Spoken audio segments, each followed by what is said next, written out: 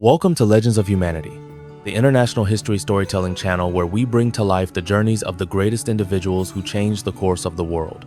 In today's episode, we step into the extraordinary life of Napoleon Bonaparte, the legendary French emperor, unmatched military strategist, and one of the most complex figures of the revolutionary and imperial age. From a young Corsican boy to first consul and emperor of Europe, and finally to a lonely exile across the seas, he did not merely conquer nations, but etched his legacy deep into the history of civilization.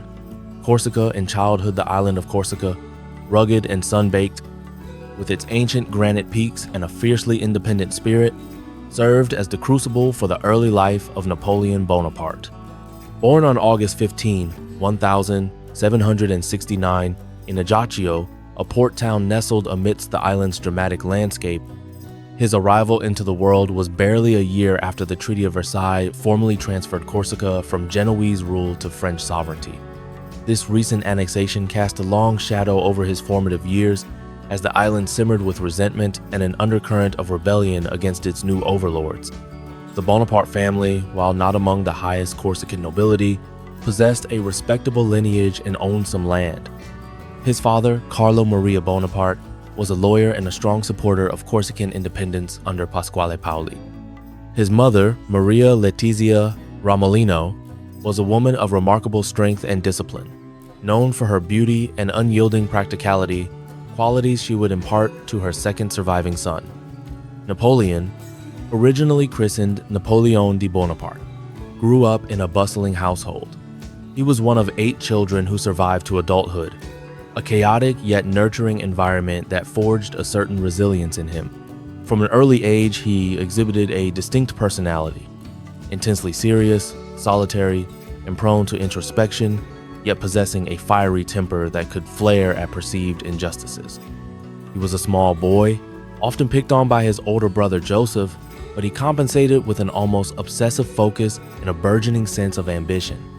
His Corsican identity, deeply rooted in family loyalties and a proud, often rebellious heritage, instilled in him a complex relationship with France, the conquering power that now governed his homeland.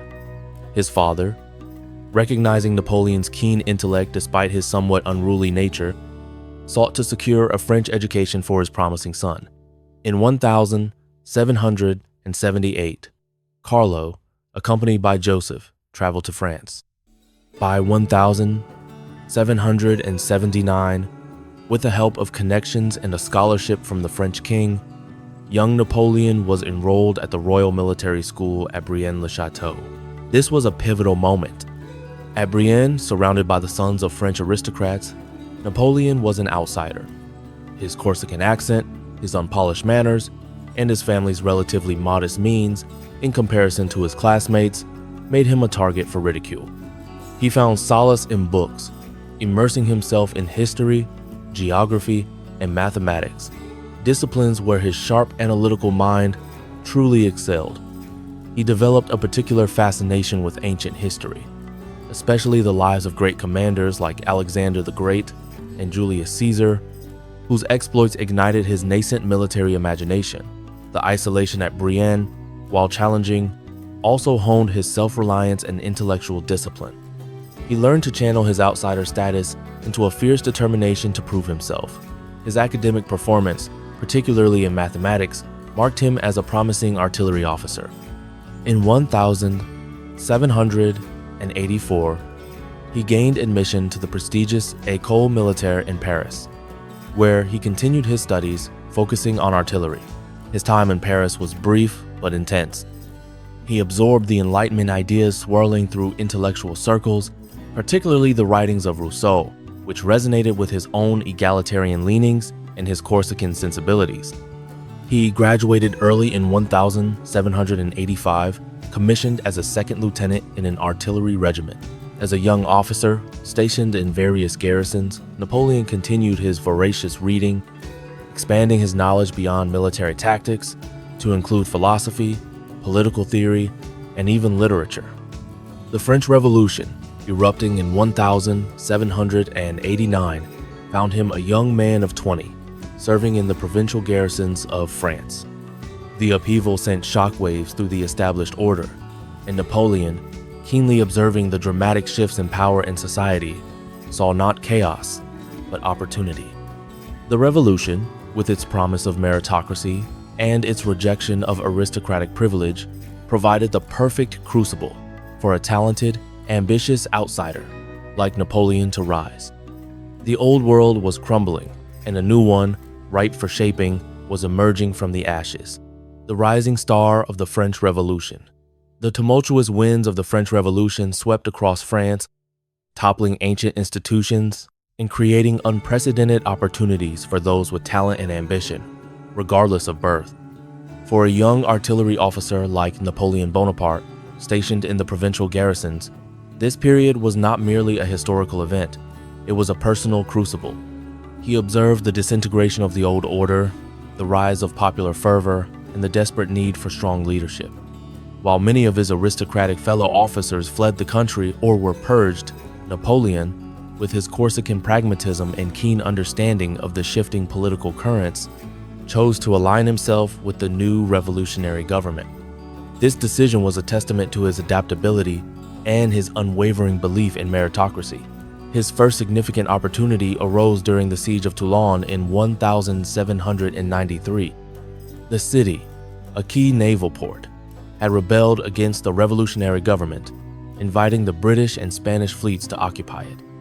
Napoleon, then a relatively unknown captain of artillery, was tasked with directing the artillery operations. He quickly recognized that controlling the heights overlooking the harbor, particularly a promontory known as Little Gibraltar, was key to dislodging the enemy ships.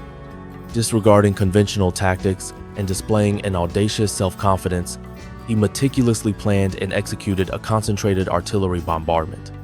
His brilliant strategy led to the capture of the crucial positions, forcing the Anglo-Spanish fleet to withdraw and Toulon to fall back into Republican hands. This decisive victory, which secured his promotion to brigadier general at the astonishingly young age of 24, marked him as a rising star within the Revolutionary Army. However, the political landscape of the revolution remained volatile. The fall of Robespierre and the Thermidorian reaction in 1794 saw many revolutionary figures, including Napoleon, briefly fall under suspicion. He was even imprisoned for a short period, a harsh lesson in the capriciousness of revolutionary politics. Yet, his military talent was too valuable to be overlooked for long. His next chance came on October 5, 1795, 13 Vendemiaire Year 4 in the revolutionary calendar, when a royalist insurrection threatened the National Convention in Paris. Paul Barras, a powerful member of the Directory, called upon Napoleon to defend the government. Without hesitation, Napoleon positioned his artillery pieces to sweep the streets with a whiff of grape shot, brutally crushing the rebellion and saving the Directory. This swift, decisive action not only solidified his position but also demonstrated his willingness to use overwhelming force to achieve his objectives, earning him further promotions and a reputation as a man who could restore order. With his reputation growing, Napoleon was appointed commander of the French army of Italy in 1796. The Italian campaign was a revelation, showcasing his tactical genius and unparalleled leadership. Against numerically superior Austrian and Piedmontese forces, Napoleon, with his ill-equipped and often demoralized troops, launched a series of lightning-fast maneuvers, employing rapid marches, concentrated attacks, and psychological warfare. He won a string of brilliant victories at Montagnat, Millesimo, Dago, and Lodi, culminating in the capture of Milan. He famously addressed his troops with stirring oratory, inspiring them to achieve feats they once thought impossible. The Italian campaign transformed Napoleon from a promising general into a legendary figure. He not only defeated the enemy but also reorganized the conquered territories, establishing new republics and negotiating treaties. His successes in Italy were not merely military. They were political and propagandistic triumphs. He sent back immense wealth to France, bolstering the Directory's faltering finances, and his dispatches painted him as a heroic, indispensable figure. He returned to Paris not as a subordinate, but as a national hero, his name whispered on the streets and celebrated in popular songs. The Directory, wary of his immense popularity, sought to keep him at a distance, but the public adored him. He had proven himself not just a military commander, but a statesman in the making, capable of both conquering and governing. His image as the savior of France, forged in the fires of Toulon and cemented in the plains of Italy, was now undeniable. The Egyptian campaign and rising fame, despite his immense popularity and the undeniable triumphs in Italy, the Directory in Paris viewed Napoleon's burgeoning influence with a mixture of admiration and apprehension. His celebrity was a double-edged sword, vital for national morale, yet potentially threatening to their own precarious power. Eager to occupy his ambitious mind and keep him away from direct political interference in France, the Directory reluctantly approved his audacious proposal for an expedition to Egypt. The official aim was to disrupt British trade routes to India and undermine their colonial power in the East. For Napoleon, however, it was an opportunity to emulate the great conquerors of antiquity, to achieve a legendary stature, and to further his image as an indispensable leader capable of grand, strategic strokes on the world stage. In May 1798, a vast French fleet, carrying over 30 soldiers and a contingent of scientists, engineers, and scholars, a testament to Napoleon's belief in the fusion of military conquest and intellectual endeavor, set sail from Toulon. The expedition was shrouded in secrecy, its true destination known only to a select few. After cleverly evading the British fleet commanded by Admiral Horatio Nelson, the French forces landed in Egypt. Napoleon immediately issued a proclamation to the Egyptian people, portraying himself as a liberator from Mamluk oppression and a respecter of Islam. The initial military successes were swift and spectacular. In July 1798, Napoleon's army decisively defeated the Mamluks at the Battle of the Pyramids, fought within sight of the ancient wonders. This victory showcased his tactical brilliance once more, employing his signature squares formation to withstand the Mamluk cavalry charges. French forces then occupied Cairo, bringing much of Lower Egypt under their control. However, the military triumph on land was soon overshadowed by a naval catastrophe. Just weeks after the landing, Admiral Nelson's British fleet located and utterly annihilated the French fleet at the Battle of the Nile in August 1798, effectively trapping Napoleon's army in Egypt and severing their lifeline to France. Despite being isolated, Napoleon pressed on.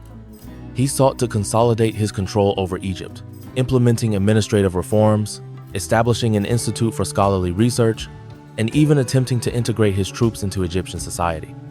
The scientists accompanying him made groundbreaking discoveries, most notably the unearthing of the Rosetta Stone, which would later unlock the secrets of hieroglyphics. Yet the strategic objectives of the campaign remained elusive. An ambitious push into Syria in 1799, aimed at preempting an Ottoman invasion, ended in failure at the Siege of Acre, where French forces, decimated by disease and fierce resistance, were forced to retreat. As news of mounting political instability in France and a series of French military setbacks in Europe reached him, Napoleon made a momentous decision. Leaving his army under the command of General Kleber, he secretly departed Egypt in August 1799, navigating treacherous waters to avoid British patrols. His return to France was not as a defeated general, but as a hero. The Egyptian campaign, despite its ultimate strategic failure and the abandonment of his army, had been brilliantly spun by his propaganda as an exotic adventure and a testament to his bold leadership. The French public, weary of the Directory's corruption and military defeats in Europe, yearned for a strong hand. Napoleon arrived back in a France ripe for change, his personal myth further solidified by his daring exploits in the mysterious East. He had not truly conquered the Orient, nor had he crippled Britain's empire, but he had captured the imagination of the French people. He returned with an enhanced aura of invincibility and a reputation as a decisive leader capable of extraordinary feats. The stage was now set for his most audacious move yet, one that would redefine the course of France and, indeed, of Europe. Coup d'etat and ascent to power upon his clandestine return from Egypt in October 1799, Napoleon found a France in disarray. The Directory, the five-man executive body that had governed the nation since 1795, was deeply unpopular. Plagued by corruption, political infighting, and military setbacks abroad, it had lost the trust of the people and the support of the army. Royalist plots simmered, while radical Jacobin sentiments still lingered. The nation yearned for stability, order, and a strong hand to guide it out of the endless revolutionary turmoil. Napoleon, with his fresh laurels from Egypt and a reputation for decisive action, was seen by many as the ideal candidate to provide it. A small group of influential politicians, most notably Emmanuel Joseph Sieyès, a director himself, had been secretly plotting to overthrow the Directory and establish a more stable form of government. They recognized Napoleon's immense popularity and military backing as essential to their plans. Despite Napoleon's lack of political experience, his military prestige overshadowed all other considerations. He was quickly brought into the conspiracy, joining forces with Sieyès and other figures like Roger Ducos. The plan was to stage a coup, dismantle the Directory, and introduce a new, more centralized system of governance. The coup, known as the Coup of 18 Brumaire, November 9, 1799, in the revolutionary calendar, was executed with a mix of calculated moves and improvised blunders.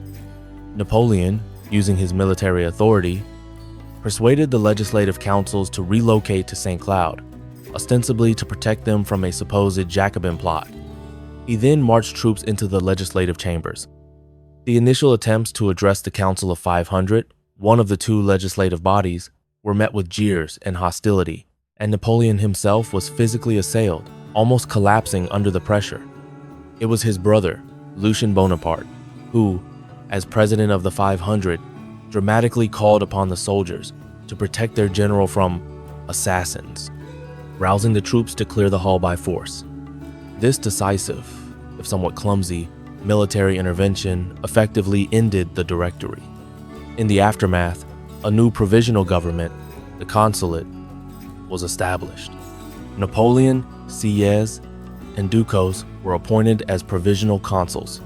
However, Napoleon, leveraging his popularity and the military's unwavering loyalty, quickly outmaneuvered his fellow conspirators. A new constitution was drafted, heavily influenced by Napoleon, which effectively concentrated power in the hands of a single executive. On December 25, 1799, the consulate was formally inaugurated, with Napoleon Bonaparte as the first consul. This position granted him unprecedented authority, allowing him to appoint ministers, judges, and ambassadors, command the army, and initiate legislation. He was, in all but name, the supreme ruler of France. As first consul, Napoleon immediately embarked on a monumental program of national reconstruction. France was exhausted by a decade of revolution, characterized by internal strife, economic instability, and external wars. Napoleon's genius for administration, as remarkable as his military prowess, now came to the fore. He centralized the government, creating a highly efficient bureaucracy that restored order and stability. He reformed the financial system, establishing the Bank of France, which brought economic discipline and predictability. Perhaps most enduringly, he initiated the drafting of the Napoleonic Code, a comprehensive legal framework that codified French law, ensuring equality before the law for men, protection of property rights, and the abolition of feudal privileges. This code, promulgated in 1804, would profoundly influence legal systems across Europe and beyond. Through these reforms, Napoleon not only brought an end to the chaos of the Revolution, but also laid the foundations for a modern, centralized French state. He suppressed internal dissent, restored a degree of religious tolerance through the Concordat of 1801 with the Pope, and began to rebuild France's economy and infrastructure. The people, weary of instability, largely welcomed his strong hand. He had transformed himself from a brilliant general into an indispensable political leader, a master of governance, who had rescued France from the brink. The path from Corsican outsider to absolute ruler was now firmly established, fueled by ambition, military might, and a profound understanding of the human yearning for order. becoming emperor. Having solidified his power as first consul, Napoleon Bonaparte continued his relentless pursuit of order and glory for France. His administrative reforms, economic stabilization, and the groundbreaking Napoleonic Code had brought unprecedented stability and a sense of national pride after a decade of revolutionary turmoil. He saw himself not merely as a temporary leader, but as the architect of a new, enduring order for France, one that would cement the gains of the revolution while avoiding its excesses. The logical culmination of this ambition, in his eyes, was to elevate his position beyond that of a mere consul, drawing parallels to the Roman emperors and providing a clear line of succession that would prevent future instability. In 1804, this aspiration came to fruition. Through a series of carefully orchestrated plebiscites and legislative maneuvers, Napoleon secured overwhelming popular support for his ascension to the imperial throne. The French people, wary of political uncertainty and eager for a symbol of national strength, largely embraced the idea. On December 2, 1804, in a spectacular ceremony at Notre Dame Cathedral in Paris, Napoleon Bonaparte crowned himself Emperor of the French. Breaking with centuries of tradition, he took the crown from the hands of Pope Pius VII and placed it upon his own head, a symbolic gesture asserting that his authority derived not from divine right, but from his own will and the will of the French people. This act transformed France from a republic into an empire, with Napoleon at its head, creating a new dynasty in the heart of modern Europe. As emperor, Napoleon wasted no time in cementing his authority and continuing his ambitious reforms. The Napoleonic Code, officially known as the Civil Code of the French, stood as his crowning legislative achievement. Promulgated in 1804, this comprehensive legal framework standardized French civil law, replacing the disparate and often conflicting feudal laws that had existed before the Revolution.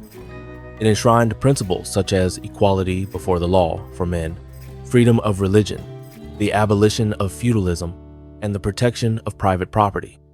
Its clarity, logic, and comprehensive nature made it a model for legal systems around the world, influencing civil law codes from Germany to Japan, and demonstrating Napoleon's profound and lasting impact beyond the battlefield. Beyond the legal sphere, Napoleon continued to restructure French society. He created a new aristocracy, based not on birth but on merit in service to the state, awarding titles and honors to his most loyal generals and administrators. He fostered the arts and sciences, established a centralized system of education with the creation of the lycées, secondary schools, and invested heavily in infrastructure projects, including roads, canals, and monuments that glorified his reign and the nation. Paris, under his direction, began to transform into a grand imperial capital. However, the declaration of the French Empire did not sit well with the monarchies of Europe. They viewed Napoleon's self-coronation as a dangerous affront to the traditional balance of power and a direct challenge to the legitimacy of their own dynastic rule. Great Britain, a persistent adversary, remained unconquered, and its financial power consistently fueled new coalitions against France. The other major powers, Austria, Russia, and Prussia, harbored deep suspicions of Napoleon's territorial ambitions. The period of the empire, while bringing internal stability and grand reforms to France, also ushered in an era of almost continuous warfare across Europe, as the established monarchies sought to contain and ultimately crush the revolutionary emperor who dared to reshape the continent. Napoleon, now adorned with an imperial crown, was ready to meet their challenge on the battlefields of Europe. Conquering Europe with the imperial crown now firmly placed upon his head, Napoleon's ambitions turned definitively to the reshaping of the European continent. The established monarchies, viewing his ascent with alarm, consistently formed coalitions to contain his burgeoning power. This led to a period of almost incessant warfare, during which Napoleon, the master strategist, would achieve some of his most legendary military victories, extending French dominance across much of Europe. The War of the Third Coalition, 1805, saw Great Britain, Austria, and Russia allied against France. Napoleon, anticipating the threat, swiftly abandoned his plans for an invasion of Britain and turned his Grande Armée eastward. His strategic genius was on full display at the Battle of Austerlitz on December 2, 1805. Fought on the first anniversary of his coronation, Austerlitz is often considered his greatest victory. Facing numerically superior Austrian and Russian forces, Napoleon feigned weakness in his center, drawing the Allied troops forward only to launch a devastating attack on their exposed flank.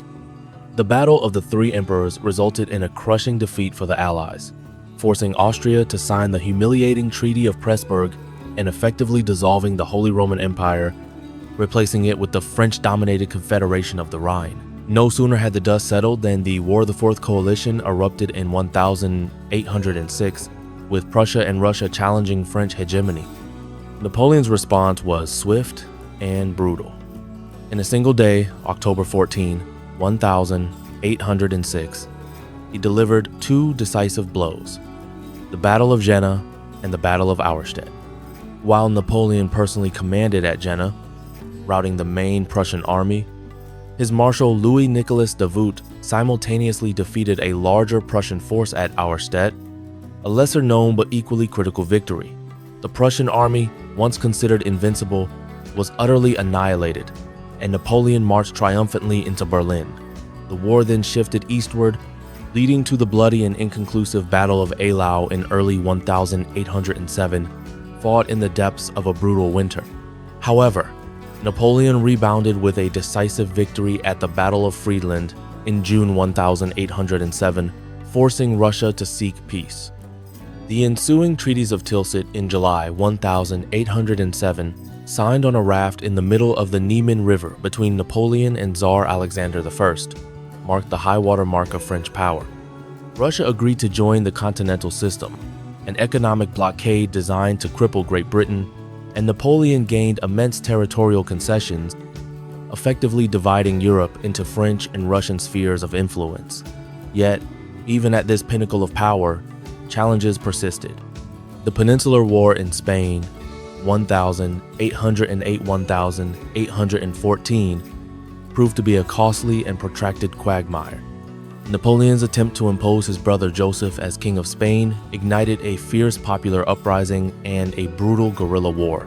Supported by British forces under Arthur Wellesley, later Duke of Wellington, this conflict tied down vast numbers of French troops and bled the empire's resources. Meanwhile, Austria, emboldened by French difficulties in Spain, launched the War of the Fifth Coalition in 1809. Napoleon, once again demonstrating his strategic speed, marched his forces rapidly into Austria and delivered a final, decisive victory at the Battle of Wagram in July 1809, further solidifying his dominance over Central Europe. By 1811, Napoleon's French Empire and its satellite states and alliances stretched across virtually the entire continent. He had redrawn the map of Europe, dismantling old empires and creating new kingdoms ruled by his relatives or loyal marshals. Yet, the seeds of his eventual downfall were already sown. The costly war in Spain, the resentment of conquered peoples, and the ever-present threat of Great Britain, whose naval supremacy and economic resilience remained unbroken. The vastness of his empire, paradoxically, also made it inherently unstable, stretching his resources and his genius to their very limits, preparing the ground for the catastrophic miscalculation that lay ahead. The invasion of Russia by 1812. Napoleon's dominion over Europe seemed almost absolute, but beneath the surface of his vast empire, tensions simmered. The Continental System, his ambitious economic blockade designed to cripple Great Britain, was proving deeply unpopular and economically damaging for many European nations, including his nominal ally, Russia. Tsar Alexander I, increasingly resentful of the economic hardship imposed by the blockade and Napoleon's relentless expansion across Europe. The Grand Duchy of Warsaw, a French client state on Russia's western border, was also a source of constant friction. These growing grievances, coupled with Napoleon's unyielding ambition, set the stage for the most catastrophic miscalculation of his career, the invasion of Russia. In June 1812, Napoleon assembled the largest army Europe had ever seen, the Grande Armée. a formidable force of over 600 Zero soldiers drawn from across his empire, speaking a dozen different languages. His objective was clear: to force Tsar Alexander I to abide by the continental system and recognize French supremacy. The campaign began with a massive crossing of the Niemen River, but from the outset, Napoleon encountered unexpected resistance. The Russian strategy, devised by generals like Mikhail Barclay de Tolly and later Mikhail Kutuzov, was to avoid direct, pitched battles. Instead, they employed a scorched earth policy, systematically retreating and destroying crops, burning villages, and contaminating water sources, denying the French army provisions and shelter. The vast distances of the Russian plains, combined with the extreme heat of the summer and the Russians' Fabian tactics, began to decimate the Grande Armée. Disease, starvation, and exhaustion claimed more lives than any battle. Supplies, already stretched thin, became increasingly difficult to obtain. Despite these mounting challenges, Napoleon pressed on, driven by his unwavering belief in a decisive victory. The only major engagement of the campaign was the brutal Battle of Borodino on September 7, 1812. Fought just 70 miles west of Moscow, it was one of the bloodiest single-day battles in history. Both sides suffered horrific casualties, but while the French technically won the field, the Russian army, though battered, was not decisively broken. 2 days later, Napoleon entered a deserted Moscow, expecting to find provisions and a formal surrender.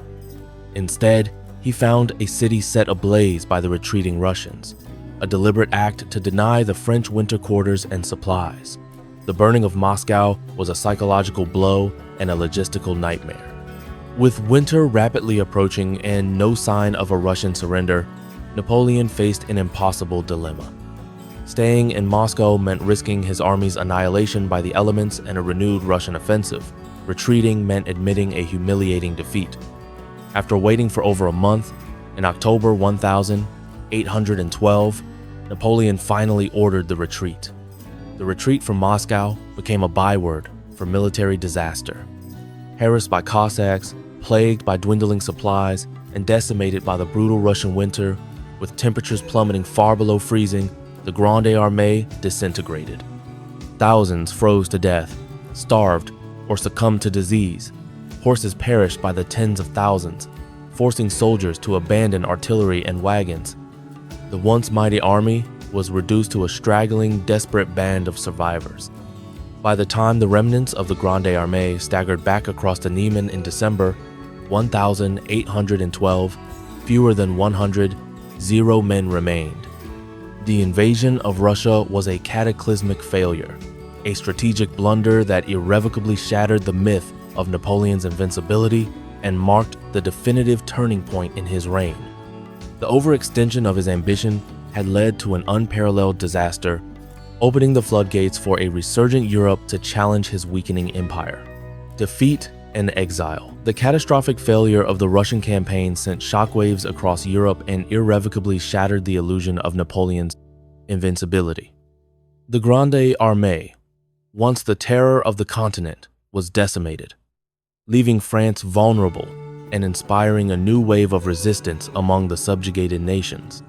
Emboldened by this monumental defeat, the European powers, led by Great Britain, Prussia, Austria, and Russia, seized the opportunity to form the Sixth Coalition, determined to finally bring down the French Empire. Napoleon, despite the immense losses, displayed a remarkable resilience.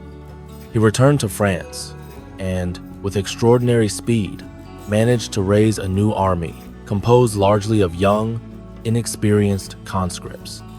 However, this fresh force lacked the veteran discipline and numbers of his previous armies.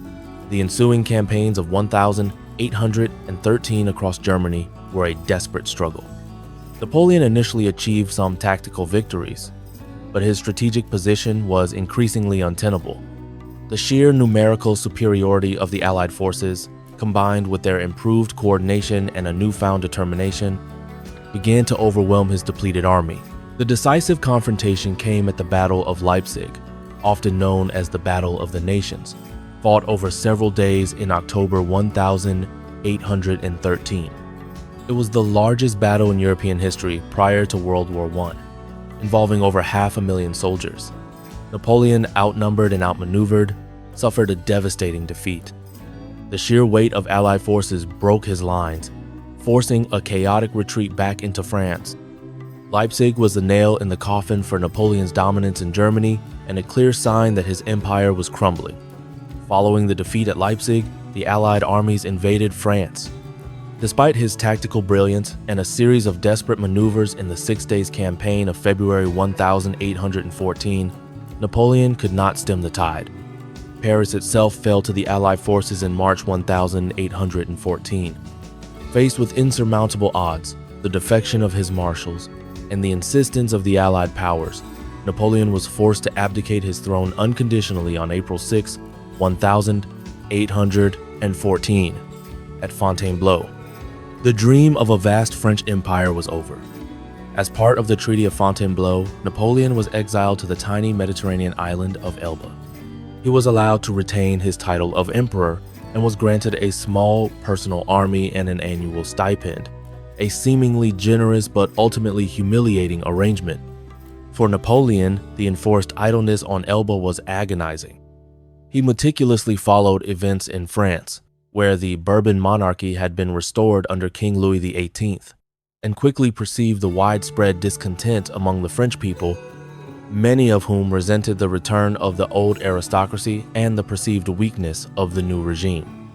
The Allies, meanwhile, were deeply divided at the Congress of Vienna, squabbling over the spoils of war. This period of forced inactivity and keen observation ignited a new, audacious plan in Napoleon's mind. He had not truly given up on his ambitions. He was merely biding his time. Elba, rather than a prison, became a staging ground for a legendary comeback. He saw an opportunity to exploit the instability in France and the divisions among his former enemies. The stage was being meticulously set for one of the most astonishing escapes and attempted resurgences in history, a final, desperate gamble for his lost glory. The 100 Days and Waterloo, the tranquil exile on Elba, proved to be an insufficient cage for the restless ambition of Napoleon Bonaparte. While the Bourbons struggled to re-establish their authority in France, alienating many segments of society, Napoleon, ever the keen observer, watched from his island perch. He sensed the deep dissatisfaction among the French populace and, crucially, within the army. The major European powers, meanwhile, were embroiled in contentious negotiations at the Congress of Vienna, their unity fractured by disputes over territorial redistribution. Recognizing this fleeting window of opportunity, Napoleon formulated a plan as audacious as any of his grand campaigns.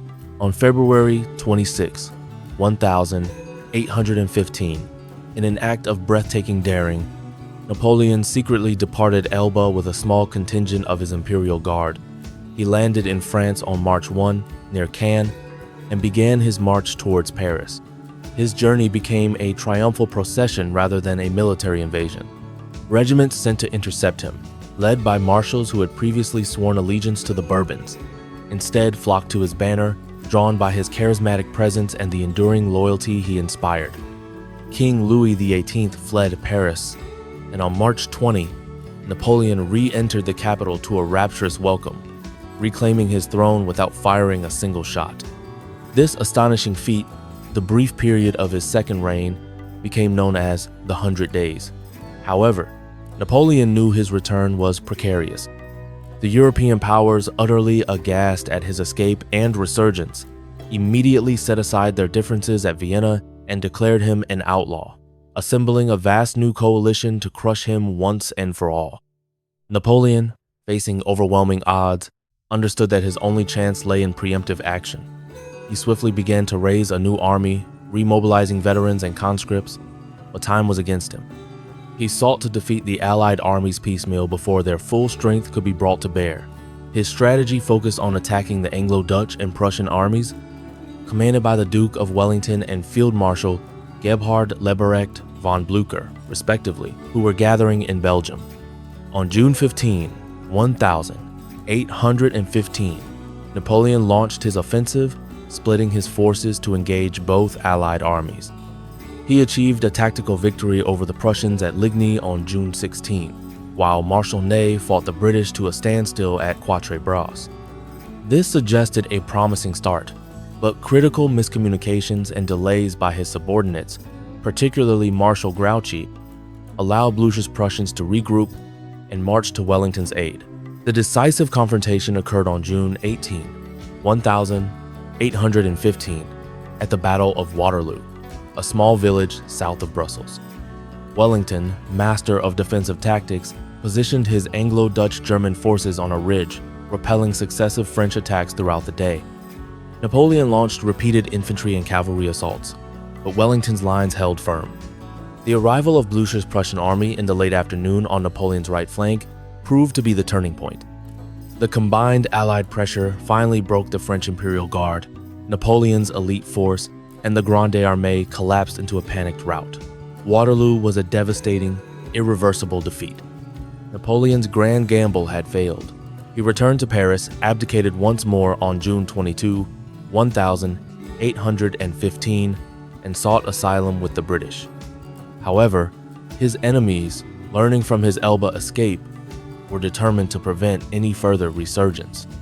He was formally exiled for a second time, this time to the remote, isolated island of St. Helena in the South Atlantic Ocean, thousands of miles from Europe. His final, desperate bid for power had ended in complete and utter ruin, leaving him a prisoner on a desolate rock, his empire irrevocably lost.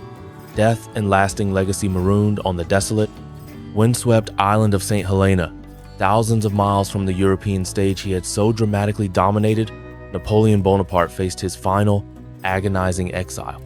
The glorious chapters of his life, the lightning campaigns, the imperial coronations, the grand reforms, were now distant echoes, replaced by the crushing monotony of captivity. Confined to Longwood House, under the watchful eye of his British captors, particularly the strict Governor Hudson Lowe, Napoleon's days were filled with petty squabbles, dictated memoirs, and a slow, inexorable decline in health. The vibrant, indefatigable energy that had driven him across continents was replaced by a debilitating illness, likely stomach cancer, which progressively consumed him. Despite his physical deterioration, his intellect remained sharp. He spent countless hours dictating his memoirs, crafting his own historical narrative, and attempting to shape his image for posterity. He often received a small circle of loyal companions, and occasionally visitors who braved the arduous journey to the remote island. Yet, the isolation was profound, the lack of purposeful activity maddening for a man who had reshaped nations. He was no longer a general commanding armies or an emperor dictating policy. He was a captive, reduced to reflecting on a past that seemed almost unimaginable in the stark reality of his present. On May 5, 1821, at the age of 51, Napoleon Bonaparte died on St. Helena. His death was officially attributed to stomach cancer, though speculation and conspiracy theories about poisoning persisted for decades. His passing, initially a moment of relief for the monarchies of Europe, gradually began to reshape public perception. The immediate threat he posed was gone, allowing for a more nuanced assessment of his impact. His body was interred on the island, under a simple slab, until his remains were repatriated to France in 1840 to a magnificent tomb in Les Invalides, Paris, a testament to his enduring hold on the French imagination. Napoleon's legacy is perhaps one of the most debated and influential in history. He is a figure of immense paradox, a military genius who inflicted untold suffering, a revolutionary who became an emperor, a liberator in some eyes and a tyrant in others. His military innovations, rapid troop movements, combined arms tactics, and the use of mass artillery fundamentally reshaped warfare and are still studied in military academies worldwide. Beyond the battlefield, his administrative and legal reforms left an indelible mark.